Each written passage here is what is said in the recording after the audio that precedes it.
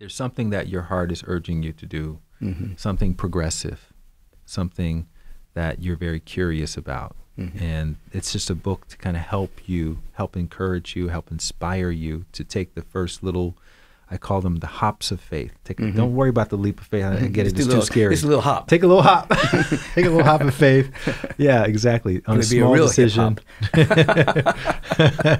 and don't worry about where it leads you. Just keep hopping, keep hopping, keep hopping, and eventually, without realizing it, you'll live your way into your purpose. I like that. And that's the essence of Travel Light.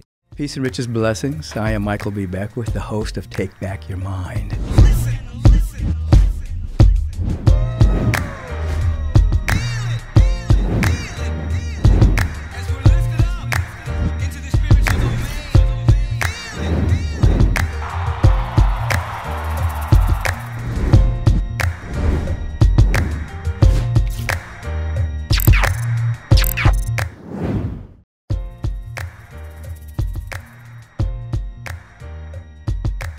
Peace and blessings, everyone. Life is amazing.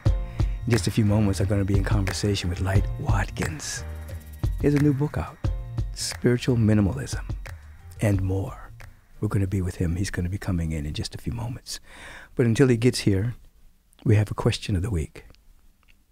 Alyssa asked, while I feel more connected to myself than ever before, that's good, and continue on this path every day, I still feel lonely, which is challenging. How can I continue staying strong within myself and moving forward on my path when the people I love most, my family, do not understand or support me on this journey? I feel as though I'm always having to explain or justify myself. I'm trying to let go of what others think of me, but family love and support feel so essential to me. What can I do? First of all, let's begin with the awareness that you're on a spiritual path. You're consciously awakening. You're consciously creating a way of living that is fortifying your spirit and allowing you to be more you. There's a difference between oftentimes the family you were born in and your spiritual family. Sometimes they're the same. In many instances, they're not the same. In many instances, you have a biological family, which you share DNA with, and then you have a spiritual family in which you share your divine DNA with. That divine, never-ending, absolute presence. And so you want to begin to be aware that you're not here to explain yourself to your family or to justify yourself. You're just to love them right where they are. Just as you don't desire them to put an expectation on you, which they may do, you don't return the favor by expecting them to be a different way or to grow or to understand you or to be better versions of themselves. That's the path you signed up on. So when you just accept them while you're accepting yourself, you create an atmosphere of acceptance. And you're not trying to push your way of living onto them. I'm not saying you are. But subconsciously, you're not even wishing that they one day wake up and discover this great path that you're on. You just love your family exactly the way they are. You help create and facilitate an atmosphere of acceptance. And then just by you living your life, you'll be planting vibrational seeds.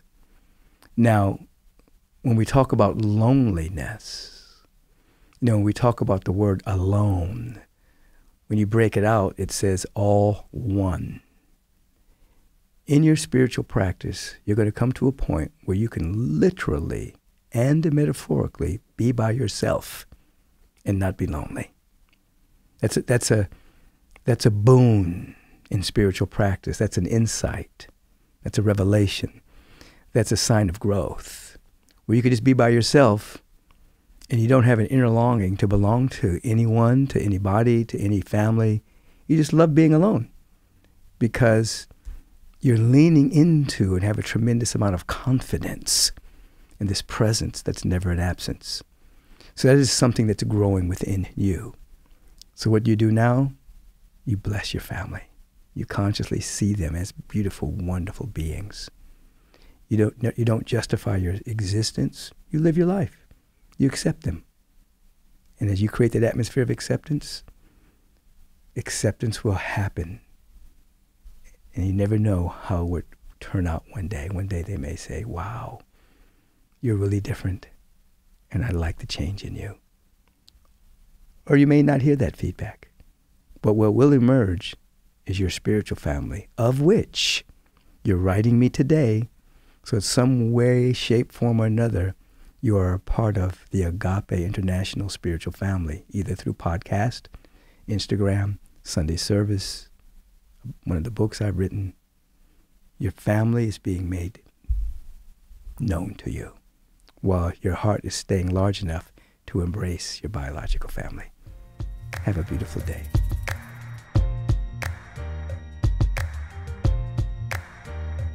Peace and radical blessings to all of you, and welcome to Take Back Your Mind. We are becoming increasingly aware that the mind can be an avenue for beauty and love, intelligence and creativity, or it can be an avenue for pollution, things that you pick up along the world, and it becomes a part of your personal law. So we're dedicated to having conversations with individuals who, in their own way, with their own insights and revelations, have taken back their mind to a degree, and are having tremendous effect on the world, giving a lot of gifts and talents and capacities into the world.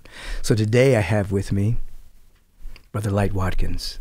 Let me tell you a little bit about him if you don't know who he is. He's a Vedic meditation teacher and speaker who leads workshops and retreats on meditation, inspiration, happiness, enlightened leadership, and is considered a thought leader in the wellness space. He's the best-selling author of 4 books, including the most recent, Travel Light, Spiritual Minimalism. It's right here. To live a more fulfilled life, and has been featured in Time Magazine, People, the New York Times, the London Times, and Vogue for his work in meditation and philanthropy. He's the host of his own podcast, The Light Watkins Show, of which I was a recent guest. It tells the backstory of luminaries who have created platforms for social good, as well as the publisher of a daily dose of inspiration email to his tens of thousands of subscribers. And he's good. He got me to really share a lot of my backstory that doesn't get talked about that much.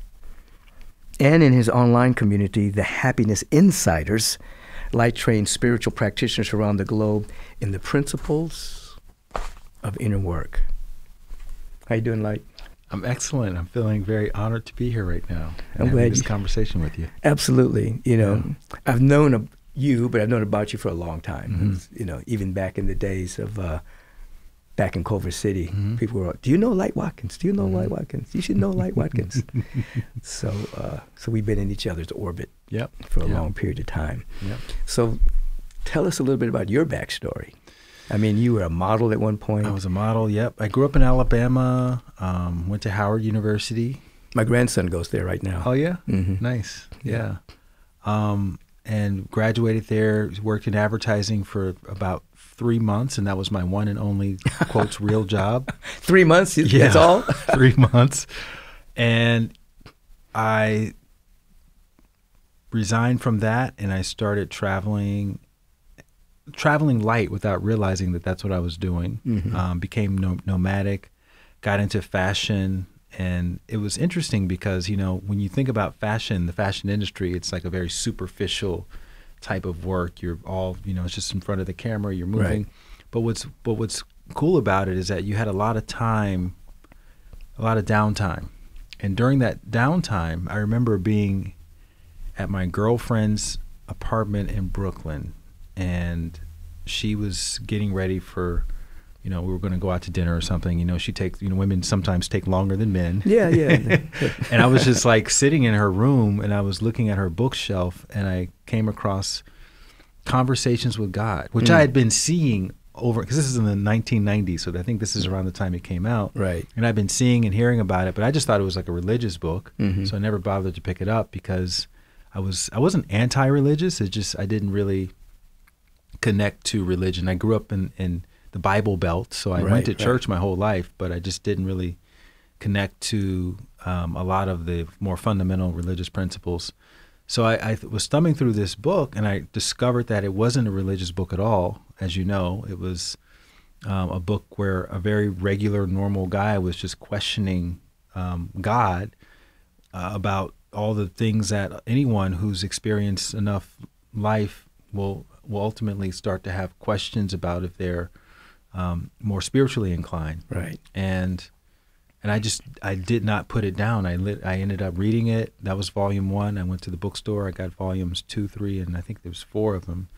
And I read all of them several times. And that was what I consider to be my gateway book to being a conscious spiritual seeker. So I started using my downtime to take yoga classes, to go to meditation circles. And that's where I got hooked into metaphysics. Mm-hmm. And then that I eventually decided that I had graduated from the modeling fashion stuff, and I wanted to do something a little bit more purposeful. Right. And I moved to Los Angeles within a couple of years, or a couple of months actually, moving to Los Angeles. Found myself sitting up in your church in Culver City, and then that became another sort of milestone, where I got introduced to a lot of other authors and it's funny, I used to drive around in my black Chevrolet Lumina listening to CDs of you giving talks. And here we are. And over and over. And here we are, full circle. But I ended up becoming a full-time meditation teacher in 2007 after having been practicing it for about 10 years at that point. Mm-hmm. And so you got your 10,000 hours in. Got my 10,000 hours in, and then started, and that became my passion is helping people cultivate happiness and fulfillment inside, and then started doing retreats and workshops around the world, started writing books about it, started giving talks, gave a pretty popular TED talk, and then every maybe 5 or 6 years I would purge and kind of restart again with new inspiration. And my most recent purging was in 2018, May 31st, 2018. I left my 2-bedroom place in Santa Monica and moved into this backpack that's behind me. Yeah, that was my next question. That was 2018, right? 2018. That was my next question. Yeah. You segued into being a backpacker. Yeah, a one-bagger as they call it. A one-bagger. Yeah. And how was that? I mean, where did you live? Where did you stay? How did you continue to do the work that you were called to do? Yeah. So and what was the impetus to move out of a home into backpacking? Well, the impetus was it was an inner calling, like I had been. So the first time I experienced this inner calling was when I quit my advertising job. Right. I didn't know that that's what it was. Right. I just knew that I had a feeling inside that this wasn't, that the time for this was over. Right. And it's time to do this other thing. And then the second time that happened was when I moved from New York to Los Angeles. I mean, there were a lot of mini callings, but those were like major callings. Become a yoga teacher, and go to India to study meditation, and move from West Hollywood to the west side of Los Angeles, and then eventually move out of this apartment. It was, at that point I'd become conversational. You did this consciously. Yeah. You weren't evicted. No. You consciously said, I'm going to move out of this apartment and travel light. But what happened, what's interesting, what I noticed leading up to that, at this point I'd become conversational in the language of that inner guidance of mine. And, it's a little bit different for everybody. Everyone has their own unique way of describing it. Yeah. And what I had worked out over the years leading up to that point is that if you resist it, you start having friction. And I noticed that I started getting these little spats with the Lord of my land, who, by anybody's definition would be a hard ass. Yes, right? yes. But I was the model tenant, and we just started having these little, run-ins. And I said, okay, this is what it looks like when the relevancy of this situation is starting to deteriorate, and yet I have this other calling that makes me anxiously excited, which is, one of the telltale signs that a leap of faith is in your future if you choose to accept that. Right. Is there, you don't know how it's going to turn out, but you're kind of excited about the possibilities at the same time. So I knew it was going to happen. It was just a matter of when it happened. And yeah, I just made the conscious decision. This is going to be the time I'm going to give my 30-day notice, and then at the end of that, I'll have to take the leap. And so I was staying. I didn't know where I was going to stay. Honestly, I was staying in hotels sometimes. I was staying in Airbnbs. It gave me an opportunity to connect with friends because I was a very independent person. Right. And I didn't like burdening myself or burdening my friends by coming, but I thought, this is great to cultivate a little bit of community, and I'll be the model guest in anyone's place. And so I had to think about that and how I was going to make that happen. And, just we're now 5 years later and it's still happening. Although I am based now in Mexico City, I have an Airbnb that I just kind of keep extending. Okay. But I'm still living from this backpack. And which means everything that I own and use can fit inside of that backpack. So that's beautiful. I'm just letting it touch me in a lot of places here in the awareness. So your new book, Travel Light, Spiritual Minimalism to Live a More Fulfilled Life, you talk about this to a degree, living life as a minimalist. Yeah, well, minimalism, when we think about that term, a lot of times we think about it as a sparse space. I've cleaned out my closets and I only have a certain number of items, but yet we can still find ourselves in situations where we're holding on to maybe toxic relationships or to soul-sucking jobs. And so we're always carrying that around with us. And the argument that I make in spiritual minimalism, or I should say the opportunity, is to become a minimalist from the inside out, to cultivate fulfillment and abundance inside to the point where you find it easier and easier to let go of things that you may be holding on to that are not serving you, that are no longer relevant for you. And instead, you're present enough to be able to see, okay, which direction is the wind of my purpose or my passion blowing, and then I can move in that direction. It's powerful. I have a recent friend that I met in India who's a guru, and he lives the same way. He doesn't know where he's going to be every night. He just opens himself up to grace. Somebody may sponsor him, somebody may put him up in their home. He may spend the night in a hotel if he has the money, or he may not. But he's been living that way for a number of years. And he has students around the world.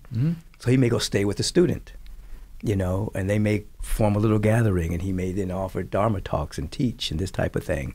But it was fascinating to just live we're all under grace to a certain degree, we just don't know it. But to live like totally out like that, I think is powerful. What's the greatest insight that you've received since 2018 living that way? I think it's what you just mentioned is there is grace, and you are, this is a cliche, but home is where the heart is. And so if your home is with you all the time, then you can be fully present to wherever you are, and you're going to be okay. Everything is going to be fine. Right. Because that was a concern starting out, is, where am I going to stay, or how is this going to work? But you have to surrender to the uncertainty, and you realize that if you're following your heart and if you're living your path or your purpose based on what feels aligned and what doesn't feel aligned, it's you're not going to know how it's going to work out, but it's going to be amazing. However it does work out, it's going to be amazing, and it's always going to start with something told me to ...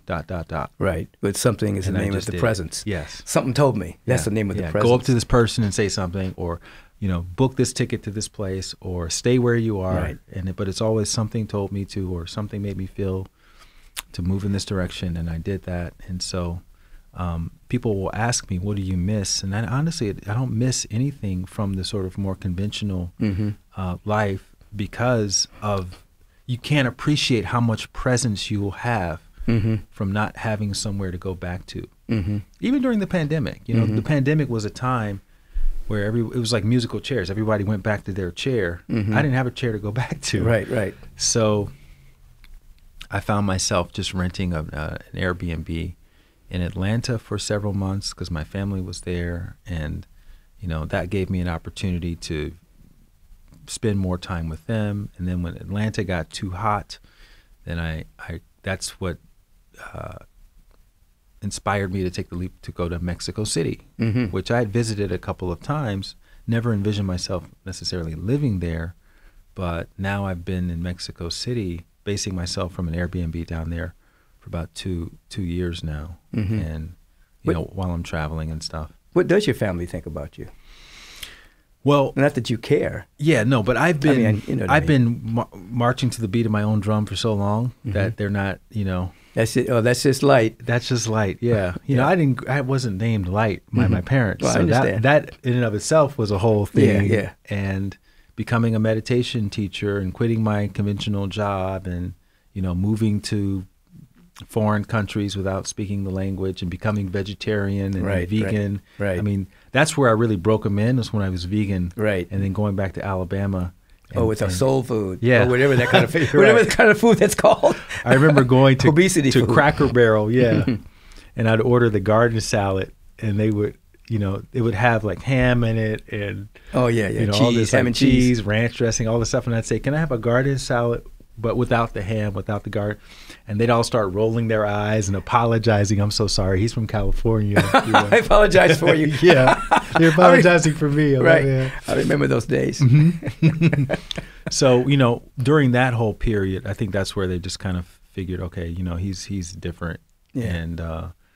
And so nothing else I really did after that surprised them all that much. That's beautiful. In your book, you talk about split testing. Yeah. Split testing the heart. Yeah, split testing the heart voice. Yes. Because, I think a lot of times people can hear teachers like us talk about follow your heart.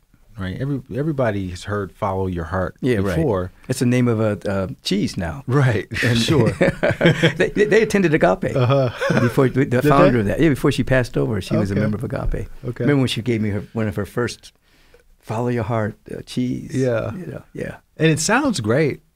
I don't know who wouldn't want to follow their heart, but I hear whenever I talk about it or write about it, I get a lot of replies saying that. I don't know what my heart is saying, and so just like the internet marketers, when they're running campaigns and marketing funnels for you, they'll split test different ads, and they'll make this ad blue and this ad yellow, and they'll say which one gets the most engagement, and then they'll change the headline and see which one gets the most engagement, and then they'll add a photo and see which one gets the most, like that, and then they'll optimize it. They'll learn through all that split testing, which is the most optimized version of this ad to get people in this funnel. And so for your heart voice, I encourage people to listen to whatever you think your heart voice is and do what it tells you to do and see how it makes you feel. And if it makes you feel expanded, if it feels aligned, if it makes you fulfilled, then there's a greater chance that is indeed your heart voice compared to whatever other voice you may be listening to. Right. And you keep doing that, and you do that hundreds of times, you do it thousands of times. You do it with little things, you do it with big things. If something says go to the left or take the stairs or go and compliment this person on their shoes or don't leave your house today, whatever it's telling you to do, just try it out. Because you got to make a decision anyway. Anyway, right. And so you might as well make a decision on the one you think is your heart voice. And over time, you'll start to become more and more familiar, again, not with necessarily the language of it, because it's not like it speaks to you in the English language, right. but the feeling tone. That's it. The feeling tone.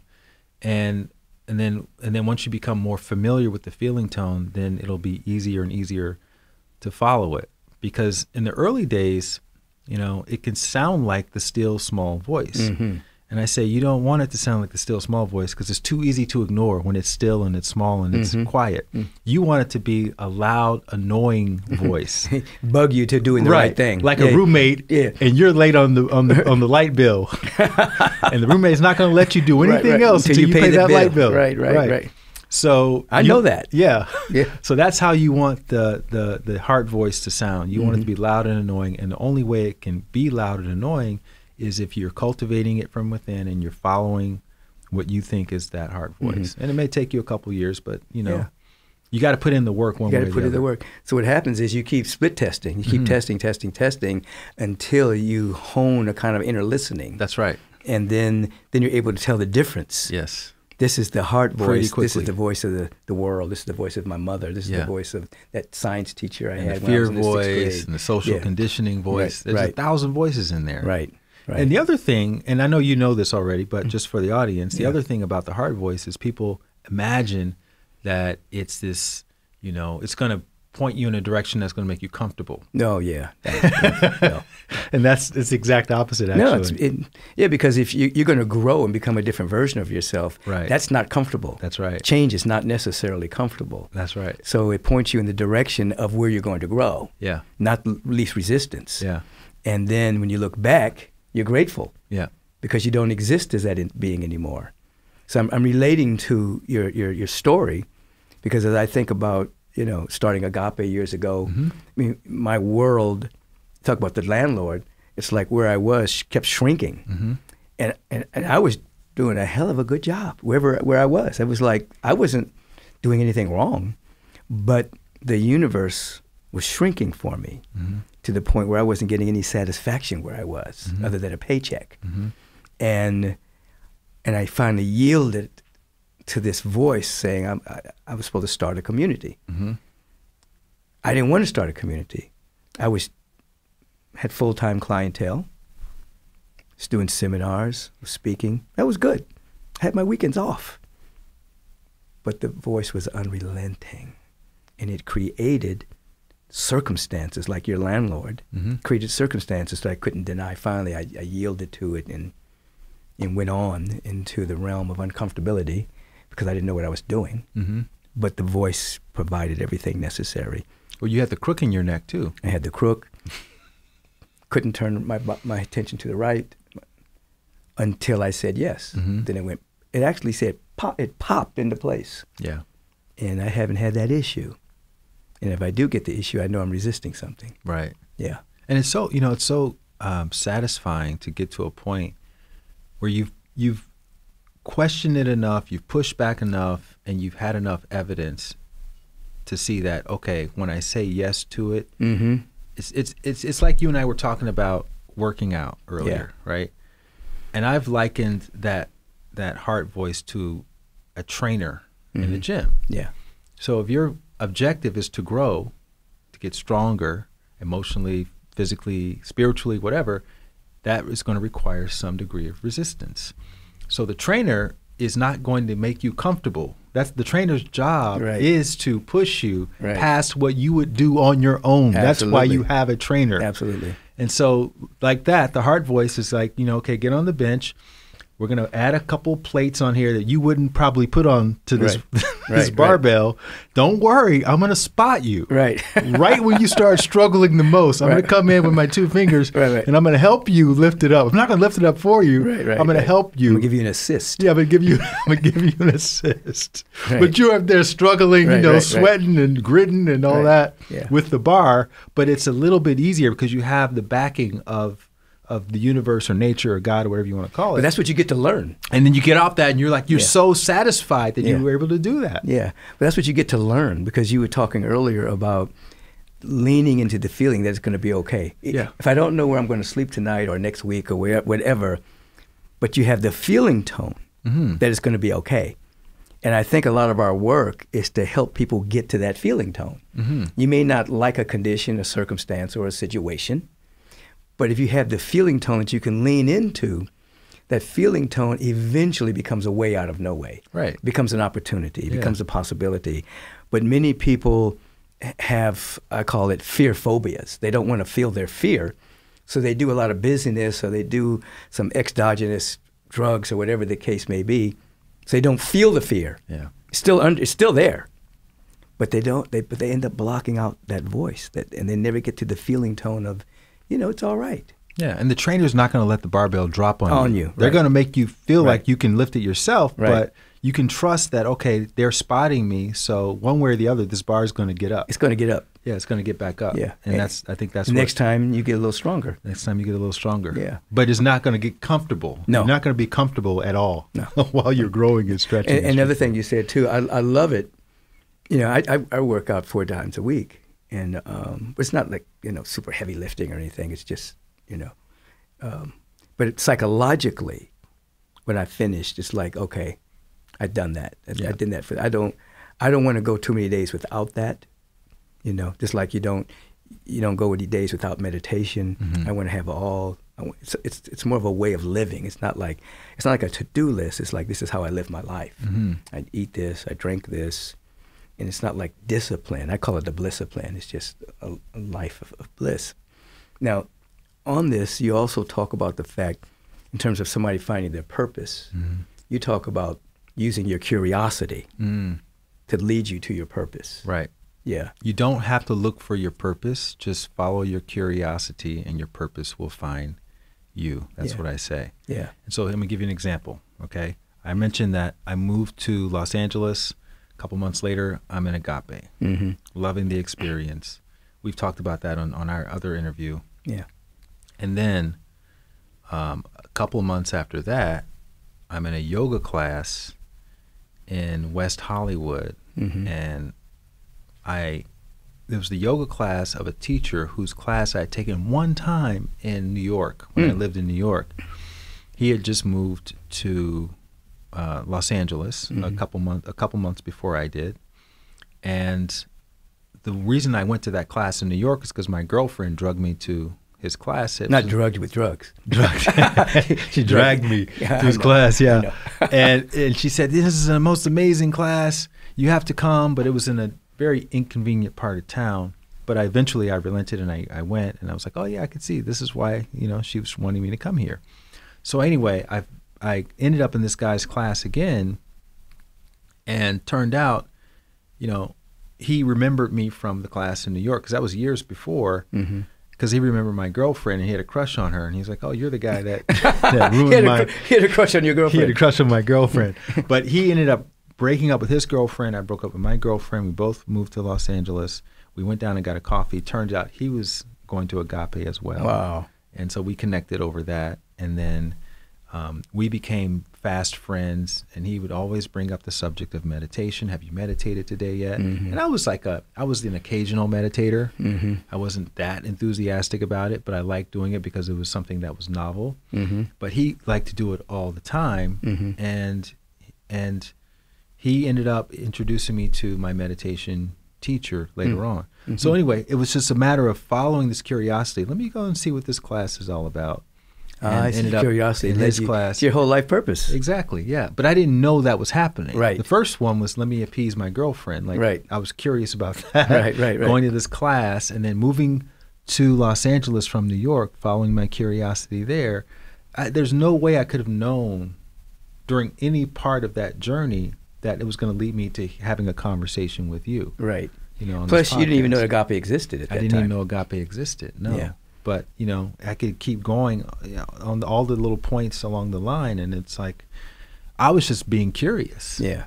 And, people will ask me, like, did you get into meditation because you had the dark night of the soul? And I say there's two ways, out of all of my experience working with people, there's really two ways that people come to this higher level knowledge.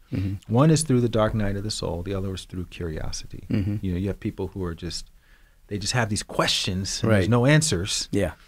And they just keep seeking and seeking and seeking and seeking, and eventually, they find truths that they resonate with, and they go deeper and deeper into those truths. And so I was more in that camp than the dark night of the soul camp, fortunately, because I think we're all moving in that direction. Well, people grow through pain or insight. That's right. And pain will push you through the door, and insight will pull you. Yeah. But, when you describe curiosity, it appears as though you're describing more of a childlike nature. Sure. A person that's cynical is not really curious. They're more protective. A person that's a cynic, a critic, they close themselves off to their own curiosity.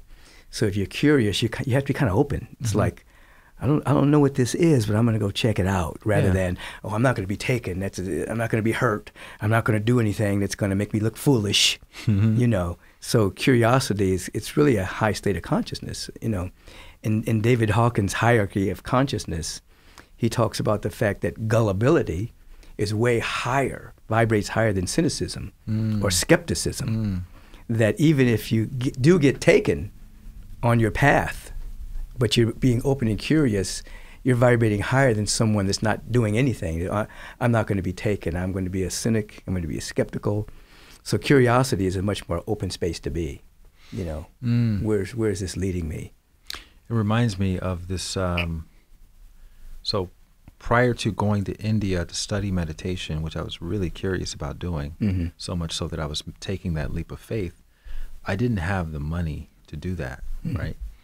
But this is 2007, so I had been involved in a Ponzi scheme. I didn't know it at the time until I got a letter from the Department of Justice Victim Notification Unit that a lot of money that I invested into this foreign exchange company. This is before Bernie Madoff came to light. Okay. I felt much better after Bernie Madoff came to light.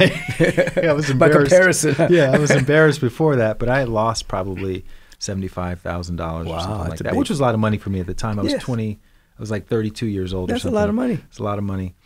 And so, but during that time, I was also involved in real estate. That was back during the real estate bubble that burst. So I was just like, I lost my shirt, my pants, my socks. I lost everything. Minimalist. You were a forced minimalist. I was a forced minimalist. That's right. But I started getting these credit card offers for balance transfers. Yeah. I needed $14,000 to go to India and do that whole thing, become a meditation teacher for 3 months. And I remember getting a credit card notice, a balance transfer notice or offer, and it was like, you take this $14,000 in cash, interest free for 18 months, and you can use it for whatever you want to use it for, etc. So normally I would not have looked at that as a viable, resource for funding something, because I was like, okay, well, this is going to put me in a lot of debt or whatever. But I saw that actually as the way. When I got it, it felt right, and I used that. It came at the 11th hour too, by the way. The money was due like 2 days later, so I got that, got the cash, paid for the thing, for the trip, and I would not have gotten that had I not been in real estate, and I would not have been in real estate had I not invested in the Ponzi scheme, not knowing it was a Ponzi scheme, right? And I remember sitting at the table of the real estate agent to sign the papers and feeling everything in my body was like, don't do this. This is not the right thing to do. But I was thinking, okay, I'm going to become the next Donald Sterling or Donald Trump or whatever real estate mogul you can imagine, Grant Cardone or whatever. And that lesson taught me, again, it was affirmation, listen to your heart voice. It always has your best interest at heart. And also, it taught me that I had no passion for real estate. And so I don't want to spend any of my time doing that. I want to refocus my attention on what I feel passionate about. But I have to also admit that if I hadn't had that experience, I would not have had the other experiences. Right, so it's this interesting contradiction, It's like there's gullibility there that helped me, and there was a little practiced ignorance that also, and it's just, it reminded me, you can't stop your path from happening. Yeah. Right. And so there's something. But you can participate in it. You can participate in it, and you'll probably spare yourself a little bit more suffering. Yes. You can't really stop the pain. Right. But you can stop the suffering. Yes. Just by present moment awareness and by saying yes to whatever it is that your heart voice is ultimately telling you to do. Yeah. I like to sometimes call it conscious naivete. Okay. You're naive, but you're consciously naive. Yeah. So that in order to even handle the issues on the planet right now, whether we're dealing with systemic issues of climate or prison industrial system, war, whatever, you have to be somewhat naive to actually believe we can make an impact on what seems to be intractable. But without conscious naivete, only thing you have left is resignation. I can't do anything. I won't do nothing. Right. So it's better to be consciously naive and do what you can do and see where it leads you. Because you might do something life-changing. You might create a domino effect. And the pieces are always coming together. You never know where a certain piece of the puzzle or a certain experience is going to fit into the larger scheme of things.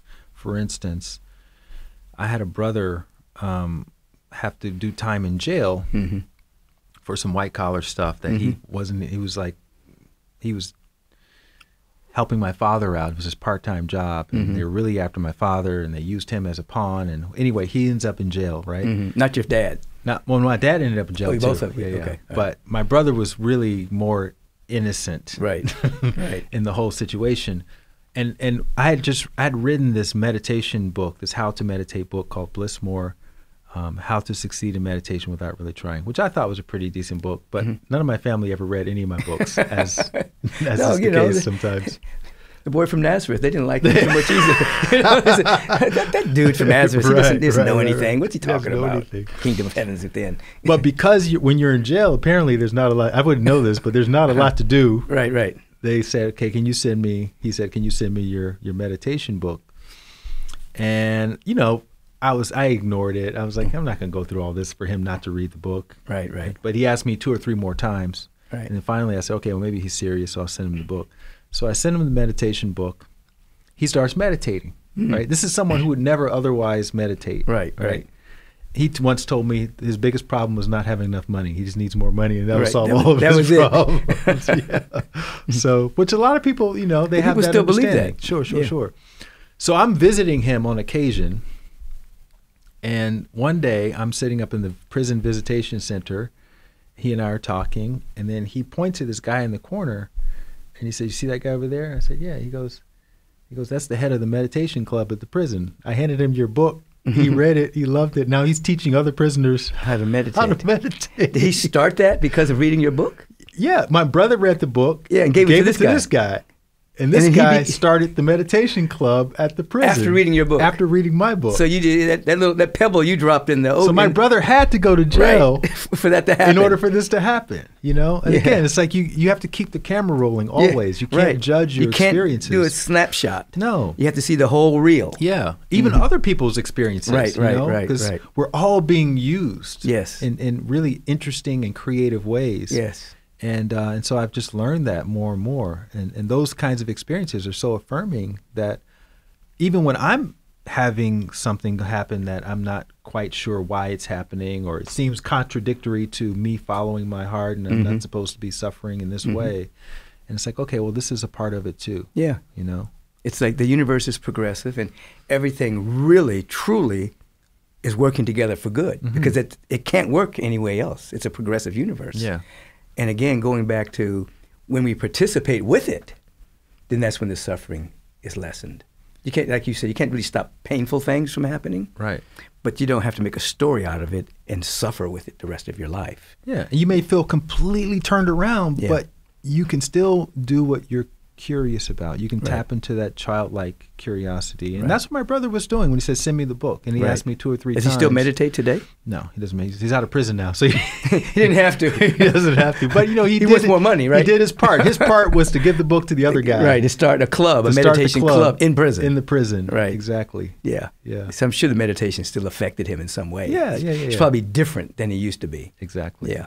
So tell me about reps versus affirmations in your workout. Oh, wow. Yeah. So, one of the things that I started doing during the pandemic was I started doing body weight workouts. So I've been a long time going to the gym. I've never been into like bodybuilding or trying to do fitness competitions or anything like that, but I do like the idea of being strong and having muscles and all of those, all the tactics you have to employ in order to optimize that experience.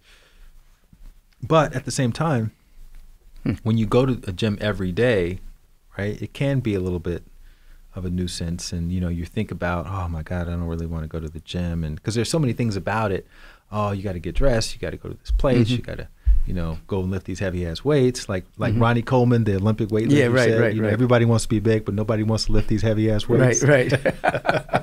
You got to go lift these heavy ass weights. Everybody wants to go to heaven, but nobody wants to die. That's right. To the little self to get there.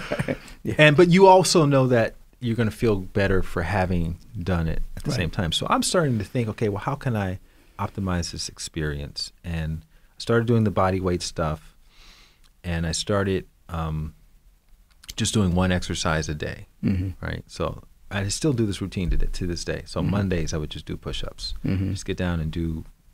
I worked up to doing 100 push-ups. I didn't start there. I started with 25, right, and then worked up over a year to doing 100 a day. Tuesdays I would do squats. Sometimes I'd be in the shower doing squats, right? Wherever I could do them. If I'm sitting in a chair for too long, I'll just stand up and sit back down in the chair. So I called this my minimalist approach to exercise. Not that I created calisthenics, but the point is, when you're traveling, when you're on the road, that's usually when you excuse yourself from working out. But what if we could fit working out around wherever we are, even in like little tight hotel rooms? Right.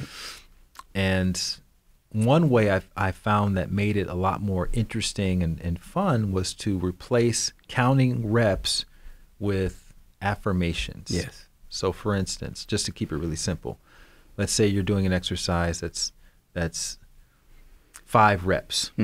Okay. So you think of a 5-word long affirmation. I am perfect, whole, complete. I am perfect, whole, complete. So instead of getting down and doing 5 push-ups and counting off 1, 2, 3, 4, 5, you go, I am perfect, whole, complete. So now you're getting your affirmations in, and you're getting your push-ups in. I dig it. I dig it. I do something similar sometimes. Yeah. I do it with my breath. You know, I'm talking to myself. I'm full to overflowing with the presence of God. Right. I have full power. Yeah. No, it's you're getting the mind engaged. You're getting the mind engaged. You're getting the heart engaged. Yes. And I've done things where I've also dedicated sets to people who may be in circumstances that are less fortunate than mine. Yes. You know, and that's what like Lee teaches yoga, and she'll sometimes have people dedicate an asana prayerfully towards somebody who's in a difficult situation. Right. Yeah. Right. So we can do the same thing in the gym. You do the same thing. So you can basically bring agape into your exercise. Right. Until you're living it. Yeah. And then you're integrating these affirmations. Yeah. Right? It's kind of a form of prayer. Yeah. And you're also getting stronger in the process. I mean, there's no downsides to it. And it's just, it makes you more present. Yeah. Because now you're also thinking about what you're thinking about. Instead of letting your mind go to, I can't do this. Oh, I knew I shouldn't have been here. And you know, I'm tired. All that gets drowned out in the affirmation, which keeps you strong. And if you're dedicating your set or your exercise, your whole workout to a certain cause, it gives you more meaning behind why you're doing what you're doing. Yeah. You can go a lot harder. And it's really affecting because we're holographic. We're all connected to each other. That's right. So when you're thinking about that person while you're doing that push-up or whatever you're doing, you're actually connecting with them on a soul level. Yeah. So it's actually really, prayer is non-local. Yeah. So it's actually happening. Yeah. You know, and today we're living in a time in which, you know, metaphysicians have known this for hundreds of years, but now you have the quantum physicists coming in and the epigenetic people coming in talking about the interrelatedness of all of us. So you're sitting here doing a push-up for somebody, but you're connected to that person. You're spiritually making a difference in their life and in your own life because you get the first fruits of that. Yeah. You know, so it's and you can do it for your friends. You know, if your friends are going through, like Mark is perfect, whole, complete. Susie is perfect, whole. You know, if you're doing 10 reps or however many reps, you can just keep repeating that same 5-word affirmation or make up your own. Right. Or if you're struggling with something specific, you can sit down and it gives you an opportunity to reflect on, okay, how can I transform this situation into affirmative prayer for myself? Right. And then incorporate that into my workout. And come up with 10-word affirmations or 5 words, however many sets you creative. Do. Yeah, get creative. But what you're mentioning here is the fact that you're staying conscious. You're staying conscious, and you're being self-sufficient in your own experience. You're not waiting to get for Sunday from Michael Beckwith. To which is what I want. Yeah. One of my favorite statements is, I don't want followers, I want leaders. Yeah. Do it. You're doing it. Yeah. Yeah, you're doing it. So talk to us about limited choices. So there's 7 principles of spiritual minimalism. The first one is cultivate your heart voice, because that's the key domino. If you can hear your heart voice, your curiosity is going to be a lot stronger. You're going to be able to be more present. So treat life as though there are no throwaway moments, which is another principle. That's good. You're going to be able to give what you want to receive. That's good. You're going to be able to find the freedom in choicelessness, which is the last principle. Find the freedom of choicelessness. And what that simply means is, if you find yourself in a situation where you don't necessarily love that situation, but you you try everything earnestly to change the situation and it's not changing, then that is an indication from the universe that this is a situation that's actually, this is your bench press set that we referred to earlier, you know, where your trainer has you have to lift these weights. Yeah, you're right. Right? And this is what you need to grow in this moment in your life. And so, that's how we look at that. Yeah, so if you surrender to that and you embrace the fact, okay, this is where I am, this is where I'm needed, not where I think I should be, not the circumstances I think that should be happening, but right here, right now, this is going to be, if I'm fully present to this, then I'm going to glean all kinds of insight and wisdom and strength and everything that I thought I was going to get in this other situation from being right here. So is this right now. What you mean by having limited choices rather than numerous options? Exactly. Yeah. That's you know, it's I'm trying to think of a specific example from my life. The capsule wardrobe, right? Right there in your backpack. Right in my backpack. I'm gonna show he has it with him, by the way. This is no joke. This is the backpack. This is the day pack. And people will ask me a lot, because I do Q&As every week on spiritual minimalism. People will ask me, you know, what do I do about my shopping, my passive shopping? I keep buying stuff, and you know, I don't want to buy as much stuff. And I say, well, you have too much space. Listen. When you give yourself the freedom of choicelessness by limiting the amount of space that you will have no choice but to consume less things. Now, this is a very direct way of doing this, right? Because ultimately you want to get to the point where you can have all the space in the world, but you still only get what you need. Yeah. But in order to get to that place from the inside out, a lot of times, whether it's physically or emotionally, by reducing the amount of space that you have, it makes you just more conscious of how much you can put into that space. So yeah, when I first moved out of my apartment, I had a carry-on bag. I had a 22-inch carry-on bag. And I didn't think that was going to be enough space initially. That was the biggest carry-on bag I could find, because that's the one that they would allow you to put in the overhead compartment. Right. So I stuffed it with a bunch of stuff. You know, I had like 3 or 4 pairs of shoes. I had about 5 pairs of pants. I had all this stuff in there. And then over time, I realized I was still not I had packed too much stuff. Right. And I scaled down to a 40-liter backpack.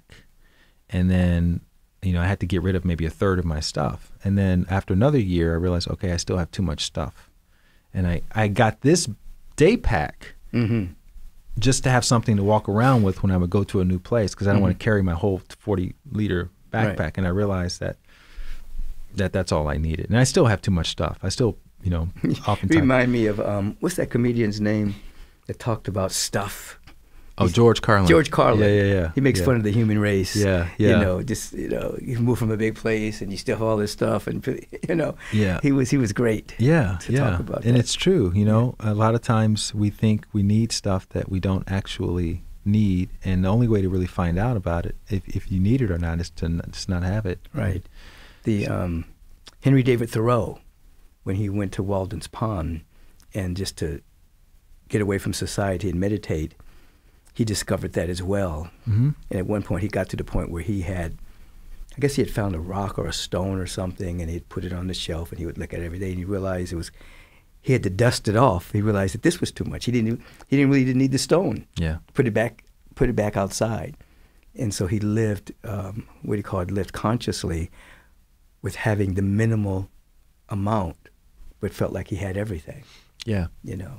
Yeah, what really helped me get to this point is learning how to hand wash my clothes. Yeah. Which, again, some people may hear that or see it and say, oh, that's too much effort having to hand wash your clothes. But over time, it started to turn into this little meditation that I would do every day, you know, and it would only take me 5 or 10 minutes, because you learn how to do things more and more efficiently with practice.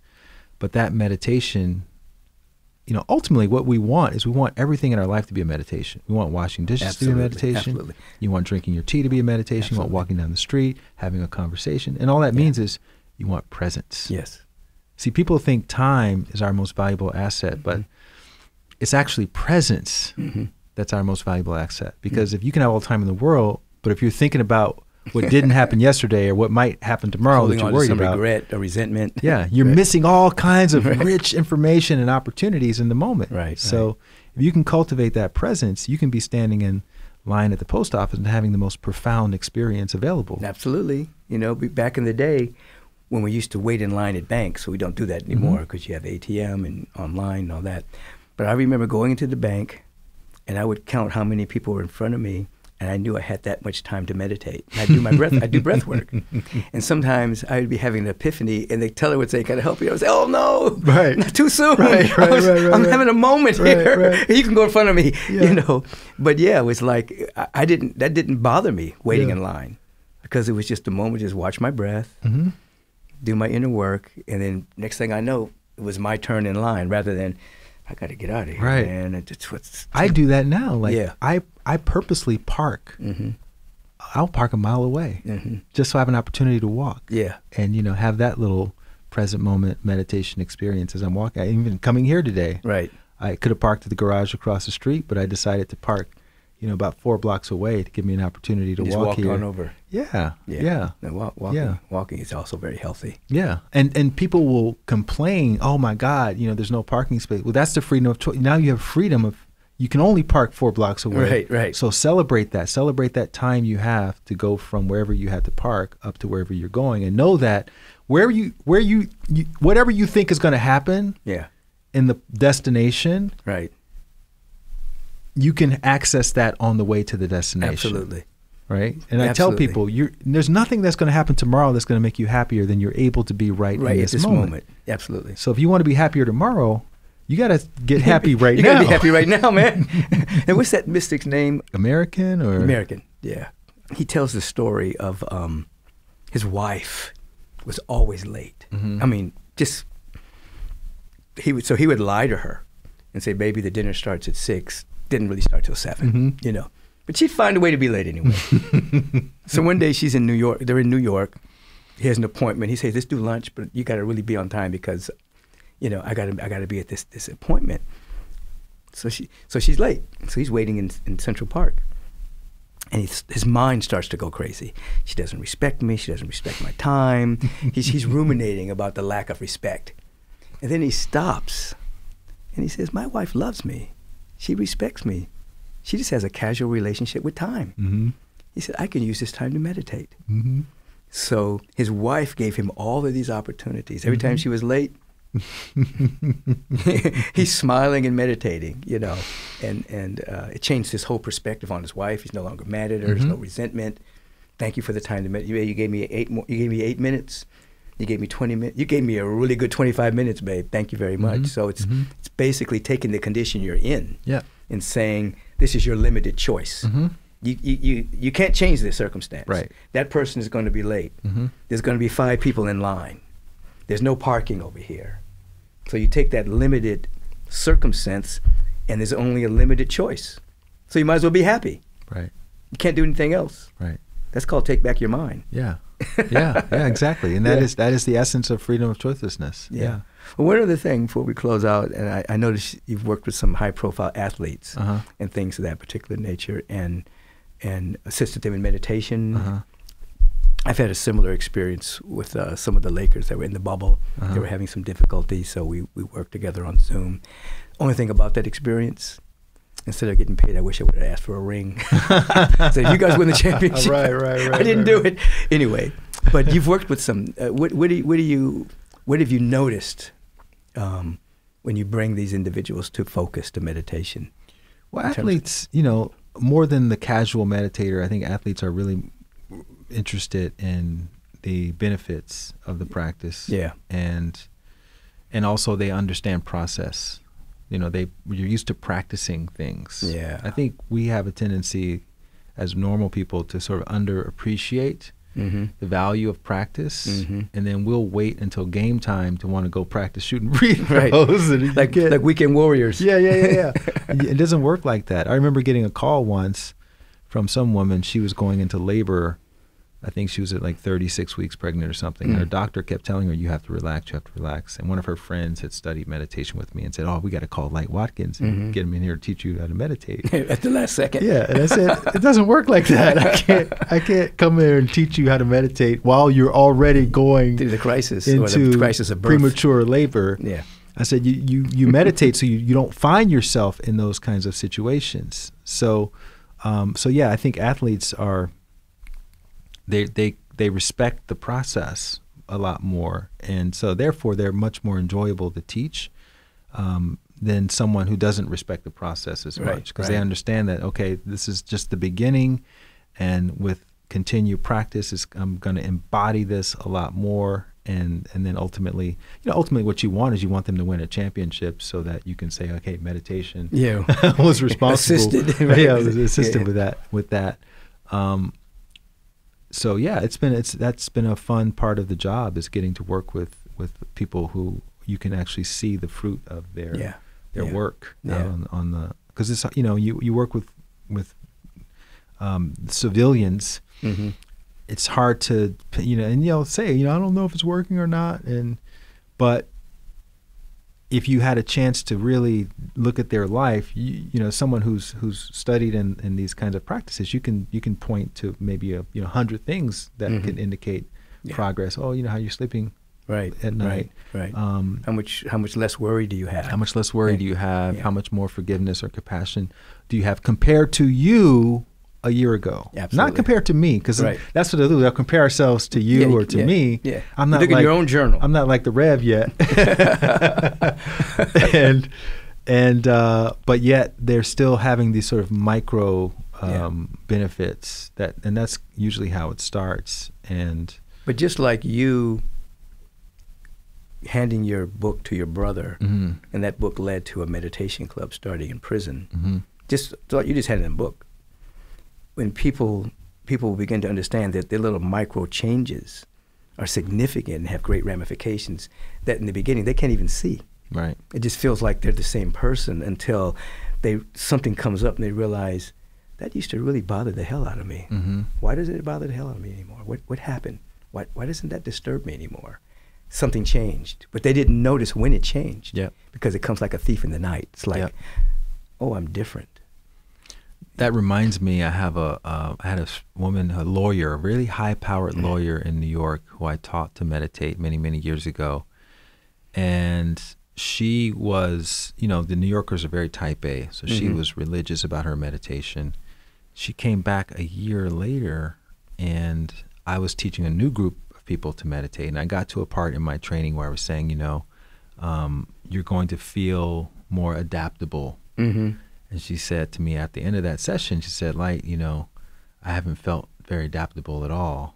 And she started going into this whole list of things that proved meditation wasn't working for her. And I was like, you've been meditating every day? She goes, yeah, every day, twice a day, like clockwork. And I said, it's really not possible to meditate that consistently and not have some benefit. And I said, normally, if you can't see it, other people will be able to see it in you. And she left very discouraged, to say it that way. She sends me an email 3 months later, and she said, Light, you're going to love this story. I was out to dinner with my husband, and we got into one of our normal arguments where I was right and he was wrong, the usual. The normal way. Yeah. Right. And she said that after some time, when the argument got buried, she said, I continued eating, and he was looking at me like I was some kind of apparition. Mm-hmm. And finally, he broke the silence and said, honey, 6 months ago, if we had that kind of argument, you would have left me in the restaurant. Right. That was their pattern. Right. They She would just argue, storm off. and she would storm off and wouldn't think about it. And he goes, now you're just able to sit here and just keep eating like nothing ever happened? He said, I think that meditation's working. But she didn't even recognize she didn't realize it until it was pointed out. Yeah. But you could also argue that it took a year and some change of meditation for her to get to that point where she was able to sit there and adapt to that situation. And that's beautiful. This has been great, man. What do you want the folks to know about how they can get in contact with you and reach Well, you? the one thing you're traveling. Yeah, but no, the one thing I want to say is that Travel Light is not a travel book. Right. And it's not even a book that's encouraging anybody to live in a backpack or anything like that. Right. I get it that that's a very extreme thing. But everybody has their version of that, which is to say, there's something that your heart is urging you to do, something progressive, something that you're very curious about. And it's just a book to kind of help encourage you, help inspire you to take the first little, I call them the hops of faith. Don't worry about the leap of faith. I get it. It's too scary. It's a little hop. Take a little hop. Take a little hop of faith. Yeah, exactly. On a small decision. and don't worry about where it leads you. Just keep hopping, and eventually, without realizing it, you'll live your way into your purpose. I like that. And that's the essence of Travel Light. I like that. Live your way into purpose.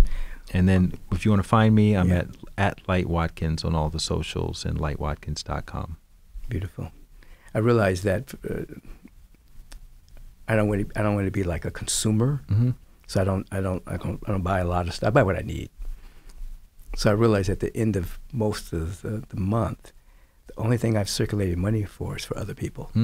Generally, my kids, grandkid, but not for me. Except food, stuff like that. And it's like I just want to be a spender. Unless it's significant. This is going to make a difference in my life or somebody else's life. But I have kids. So it gets circulated anyway. Right. Yeah. Hey, man, this has been great. Thank you. I'm honored to come on here and Thank share you for some walking stories. those 4 blocks. Yeah. Thanks for giving me the opportunity to walk 4 blocks. Right. Yeah. This is Light Watkins. He's showing us all how to travel light. He has his own podcast. Check it out. And you may even go back and see an episode in which he was interviewing me. Have a bright day. Peace and blessings.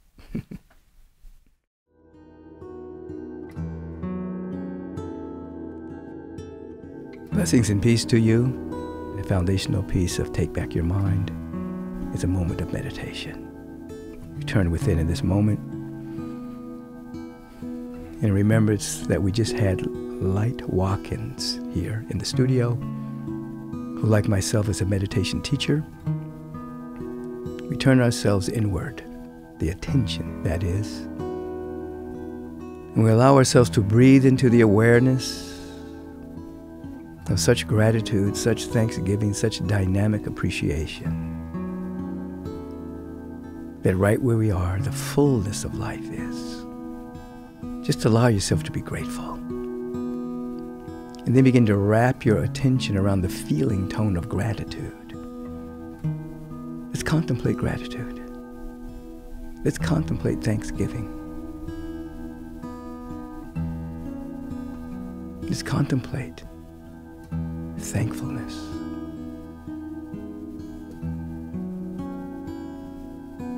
And as we contemplate gratitude and thankfulness and appreciation, let us begin to notice that our perceptual windows are expanding, and instead of focusing on problems, issues, limiting circumstances, begin to notice that with each breath you take, you're beginning to count your blessings. You can breathe.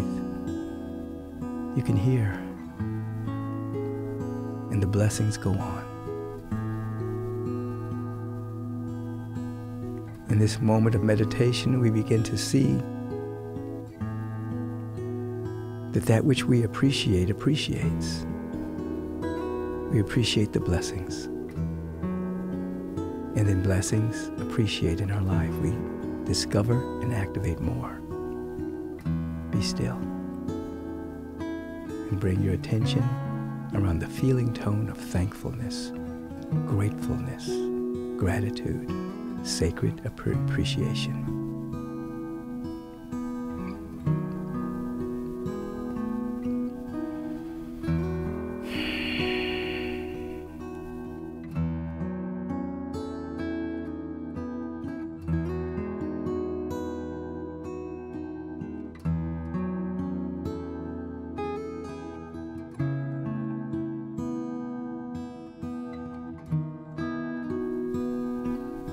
You're grateful for the breath. You're grateful that you're rich enough to pay attention to the feeling tone of thankfulness, gratefulness, and appreciation. This vibrational frequency of appreciation is appreciating, paying dividends of peace of mind.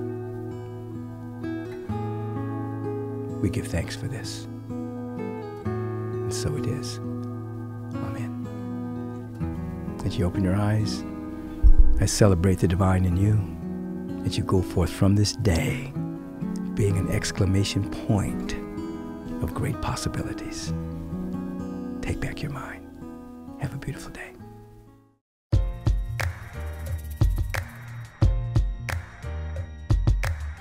As always, presently, we have two sponsors to Take Back Your Mind podcast. One is Adaptozen. The sponsor is Neutralize. Adaptozen is an aspect of Neutralize. We have superfood greens, and we have the vitamin D3, K2. The immune system is very important, and the energy circuits of your body are very important to be able to carry more cosmic energy. So you want to have your spiritual practice that keeps you in homeostasis, not acidic, but your pH balance is wonderful. And then you want to have right supplementation to assist in that process. Go to Neutralize.com, tap on Adaptozen, and get your bundle. The other sponsor is always the Agape International Spiritual Center, now going into its 37th year. Go to AgapeLive.com. There you'll find a plethora of ways to tap into the community. You can tap into it every Sunday for our Way of Meditation service. Our second service of the day is at 8:30 a.m. for meditation, 9 o'clock a.m. for the Worship Celebration Fellowship service. The third service, of course, is 11 a.m. meditation, 11:30 fellowship service. Go to the website, agapelive.com. There are daily meditations, daily prayer times. So much is happening in this community. Those are our two sponsors that we give thanks for. Have a bright day. Your time is very valuable, so I want to thank you for lending us your ear and participating in taking back your mind. If you want to submit a question for the question of the week, please submit it to podcast@michaelbeckwith.com. If you've enjoyed what you've heard today, please submit a review and let us know your thoughts. Stay on top of current episodes by subscribing to the podcast so that you'll receive alerts and not miss one single episode. And feel free to share this podcast with all of your friends and family. And until we meet again, take back your mind, and you will take back your life. Peace and blessings.